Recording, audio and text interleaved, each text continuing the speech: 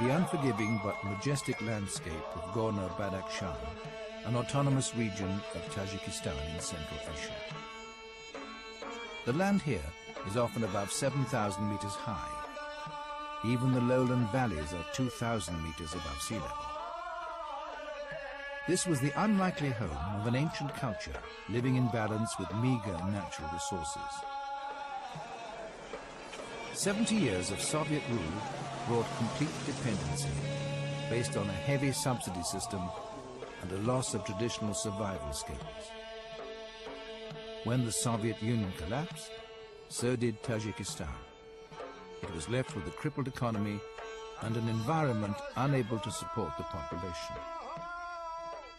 A bloody civil war followed, bringing the country to ruin.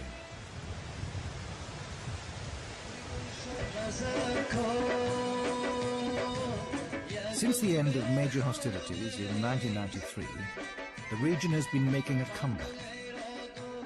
People are now thinking for themselves, building on much-needed stability. This is a close-knit society, proud of its cultural heritage, its tradition of hospitality, and its folklore. Indeed, today, Gorno-Badakhshan could be used as a model for building economic and civil stability in neighboring states, particularly Afghanistan, with whom it shares an extensive border. What has caused this turnaround, and could Afghanistan follow in its footsteps? This week, Earth Report visits these people of the sky.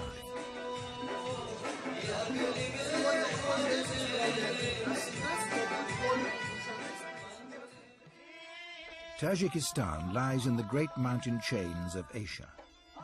It is north of Pakistan and bordered by China, Kyrgyzstan and Uzbekistan, as well as its most notorious neighbor, Afghanistan, with whom it shares its longest border. Gorno-Badakhshan lies in eastern Tajikistan in the Pamir Mountains. Under the Russian Empire and the Soviets, the area was strategically important. In order to maintain population levels in this inhospitable region, the Soviets used the agricultural output of Russia and the Ukraine and massive industrialization to subsidize life in the Central Asian republics.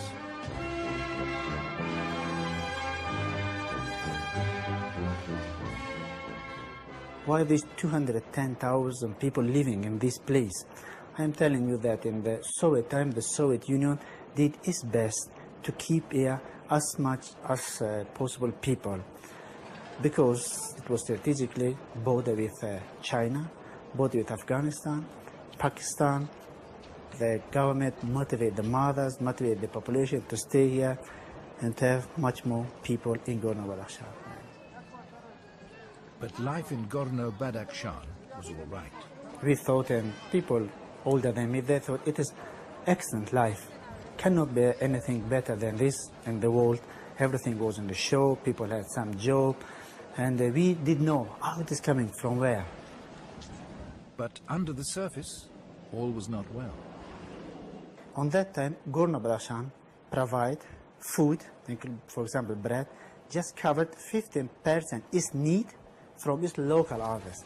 80% bread, flour came from outside. 100% industry, 100% fuel, 100% machinery, everything came from that side. It was huge dependency. Sometimes the people joke and they say that Soviet Union taught us how to eat fish, but it didn't teach us how to catch the fish. And when all the system broken, it's like you turn off the light. Formal independence came in 1991, but with it a full realization of the extent of the dependency the population had on the centralized Soviet system.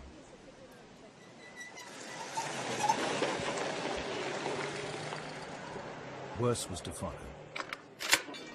The power vacuum caused by the Soviet collapse triggered a bloody civil war. 50,000 people were killed throughout Tajikistan. Sadbag was a teacher during this time. Her family, like all families in Gorno-Badakhshan, suffered great hardship. Her father had no work and no money for food. The civil war in my country, it was really very terrible, because during that war in my country, I can say that the brother killed his brother. People face many problems, like illness, like to be hungry. In desperation, Sadbag's father sold all his possessions in order to buy food, which he shared with the village. If I will eat bread and my neighbor, my friend, he's looking at me, I can't enjoy myself at all. But if we both will eat it, it will be great, and it will be very tasty, even if it will be just simple water. The Civil War led to total collapse. Among the problems, an energy crisis. Without subsidized oil, the people of Gorno-Badakhshan turned to stripping the forests.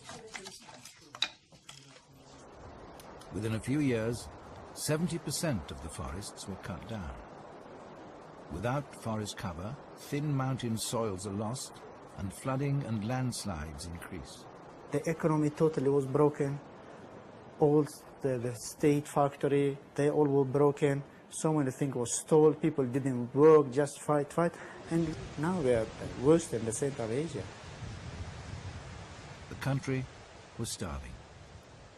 With their resources spent, major hostilities ceased in 1993, and people looked for new solutions to their survival.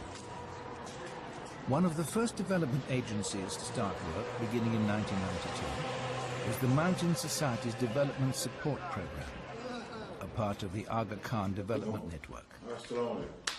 A crucial part of their strategy was to involve local people to help instigate reform.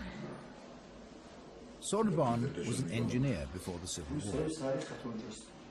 However, armed bands destabilized the country and threatened a fragile peace. Thousands had no jobs and no money. The Aga Khan Development Network is helping these men find work and gain new skills to help the region rebuild. In post-Civil War Gorno-Badakhshan, if wages can be found, there's plenty of work to do. They have lost a lot of their relatives, parents, family, jobs. They have totally lost their former lives. Their thinking had changed. We thought that we should find long-term projects for them. We wanted them to be busy for a long time, put down their guns and pick up a shovel. The point was to make them think about work, shovels and pickaxes, and not about guns. Before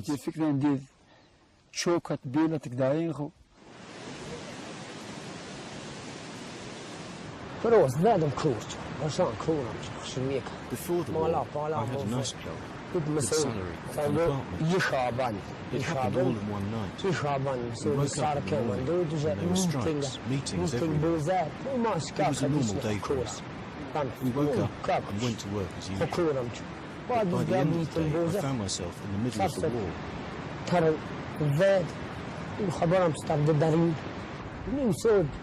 The most important thing is for the men to have work and not have time to think about war. The war is finished and we have to think about our future.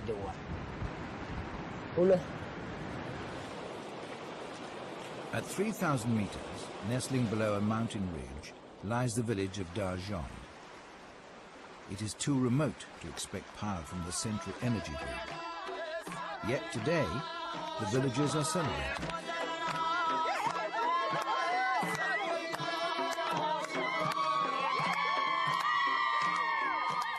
Championing sustainable development The Aga Khan Development Network has instigated a mini hydropower program, a source of clean, renewable energy much suited to mountain terrain. We do not have enough electricity power, so people cut down the trees for fuel. Doing this, we destroy our environment. But people have no choice. When we have energy, nature will not suffer. We can make our country beautiful and develop tourism. Mini hydro plants enable power to be generated close to villages.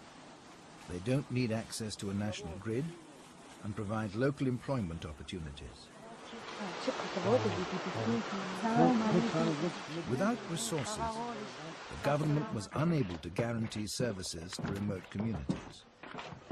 But with the help of the Aga Khan Development Network, village organizations were able to take charge of their own affairs.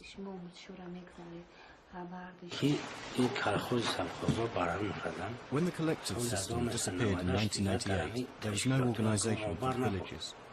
The villages remained without any leadership. The aim of these village community organizations is to mobilize people, to unite them, to make their contributions, save money and use it for their benefit, so that the villagers themselves become the leaders, the managers of their land, their money and their produce. These programs have raised the status of women within our community. همین زنای علمی عالی داشتن همه بیکار یگان کس کار نکرد لیکن من طاقت نکردم که کار نکنم من رفتم باز اون تشکیلات گذشته که من رفتم تشکیلات بودم جمعیت مطلوباتم اونجا کار کردم From the beginning the women wanted to be involved.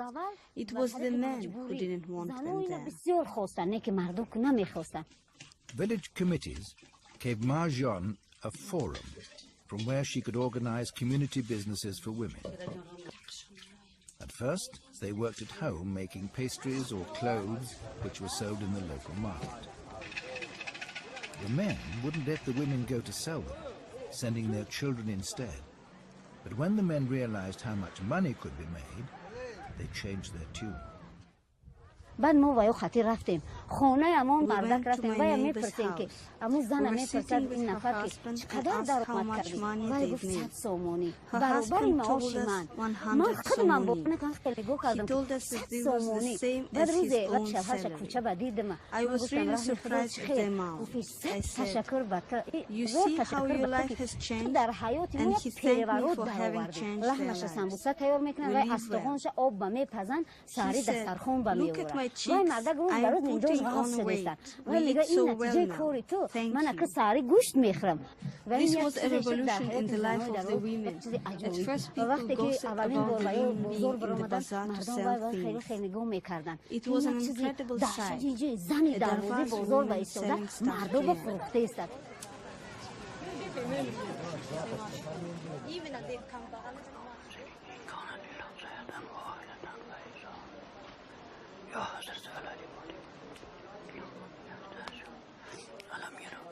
An important part of community life is religion. Much has been made of the extremist and fundamentalist aspect of religion in this part of the world, particularly in relation to women.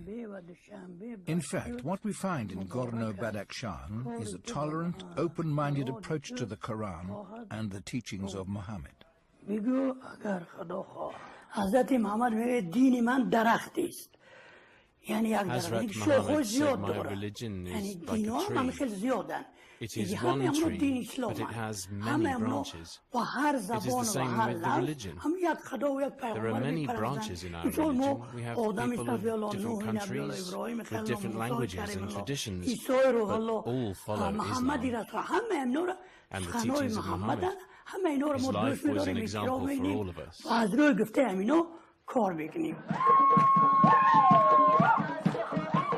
Music and dance form a central place in the lives of the people. They are used to welcome guests, celebrate marriages, for feast days or any other time. Everyone joins in, including the local school's headmaster.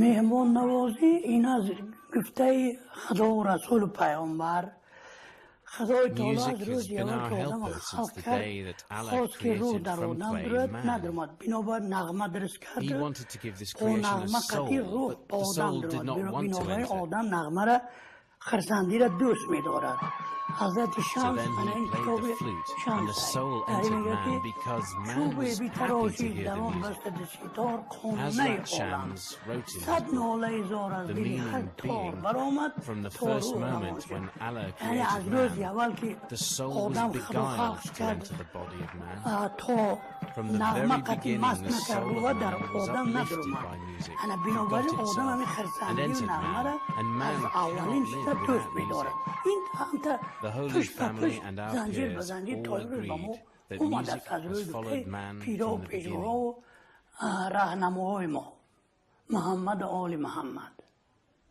When the Khalifa was 18, he fell in love with a young girl. But fate was not in their favor, and they both married other people. After 50 years, his wife died, and so did her husband. They asked their children whether it would be all right for them to marry. Each of them had 5 children. They said that after a period of mourning,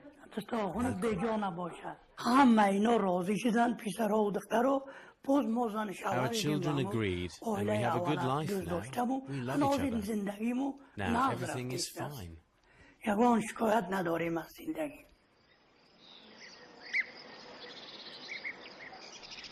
The beauty of the music and culture is often matched by the landscape. But making a living is not easy. Farming in a territory which is 93% covered by mountains carries its dangers. The village of Dasht in the Rasht Kala district was very beautiful.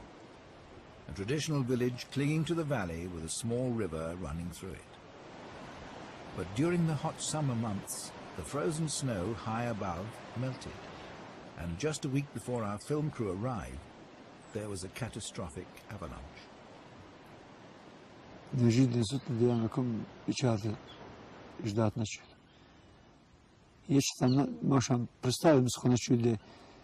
It happened suddenly in the night. Nobody expected it. We could not imagine that our land could be so harsh with us. The main cause was the ice caps. When it's very hot, it begins to melt and drops down like an avalanche. We live in the valley at about 2,500 meters. So from this height, this mass comes down at phenomenal speeds. There are boulders in there, mud, everything. Coming down onto the village. از اون جمله وقت دم سیل لند 24 نفر الوکسات 24 people died in the village of Dasht during this avalanche. 79 households are left with nothing, but at least they saved their lives. Dr. Paikamo organizes what help she can for the villagers with the limited resources at her disposal. The doctors face many problems because 573 people have no medical point over there.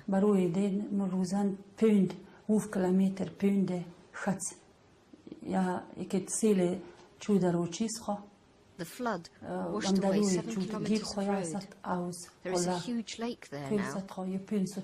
We have to build the road now during August and September because the winter is coming. 75% of the villages of Gorno-Badakhshan are at risk from avalanche.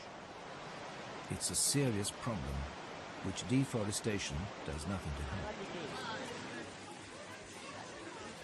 Schools are a certain way to help disseminate information on environmental management, health and other issues. And it's here that the positive legacy of the Soviet Union should not be underestimated. Part of the reason Gorno-Badakhshan is recovering so quickly is that it has a 97% literacy rate, unlike neighboring Afghanistan, where the rate is as low as 5%. Today, it's the lack of electricity that hinders learning.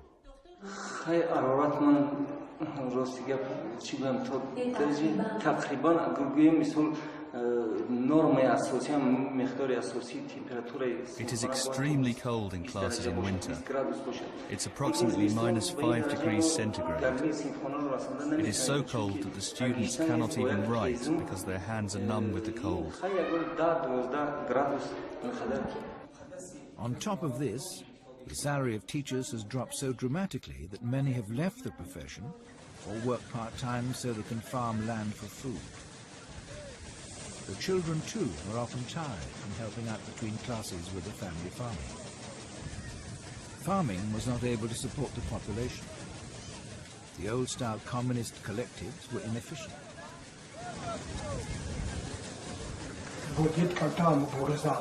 I was a teacher during the collective farm period, but I also farmed the land. In those days there was very little knowledge of how to get the best from the land. In the days of the collective farm, so many people would sit in the offices. They were the apparatchiks, and there were just a few people working in the fields. Of course, the problem was that none of the office people wanted to lose their jobs, so they tried to hold back any reform of farming methods. However, regardless of what the apparatchiks wanted, without the Soviet subsidies, the collective farms collapsed. Without money, the new government embarked on a political solution: land privatization. Government today don't have money to give to the farmers seed or fertilize or do agriculture extension, but first they help us politically. They give land to the people. The government 4+ approved it. 100% land now is private. Development agencies supplemented the privatization program by introducing modern farming methods. Good quality seed and crop rotation made better use of the soil. Food self-sufficiency is now within reach.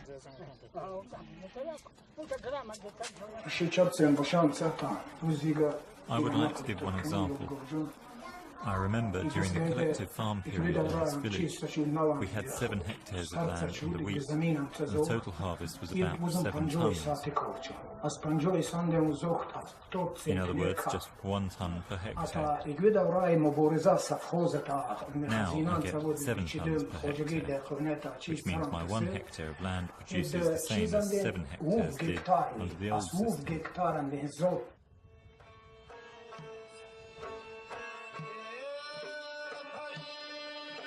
Across this river, there are farmers on the other side with the same soil, the same problems. They are the same race, often of the same family, but they have none of the solutions. These are Afghani farmers. With help from the Aga Khan Development Network, the people of Gorno-Badakhshan are building a bridge to them. But how far will the development successes of one region translate to the other? What does seem certain is that these two peoples, divided by an arbitrary political boundary drawn by the Soviets 70 years ago, share a common future. Afghanistan is part of our life. We can't change this. If there is an epidemic of typhoid there, we get it here a day later. Or any animal diseases, they just come over. There's only a river separating us. But they are not strangers, you know. They are our relatives. Their illness is our illness. Their problems, our problems. Their happiness, our happiness. I think our success will be their success, and theirs ours. Finding jobs for former combatants, building renewable energy mini hydro systems, helping reconstruct civil society through community groups, and food self-sufficiency through land reform, education. These are the development goals of today. But at best, they can only be a beginning. The fruit of today's labor lies in the hands of the children of Gorno-Badakhshan. I want to see our future. Peace. First of all, peace for the children. I want my children to be part of a modern country, part of the international community. We work like camels and live like horses. But our children will work like horses and live like human beings. I hope our grandchildren will work like human beings but live like kings.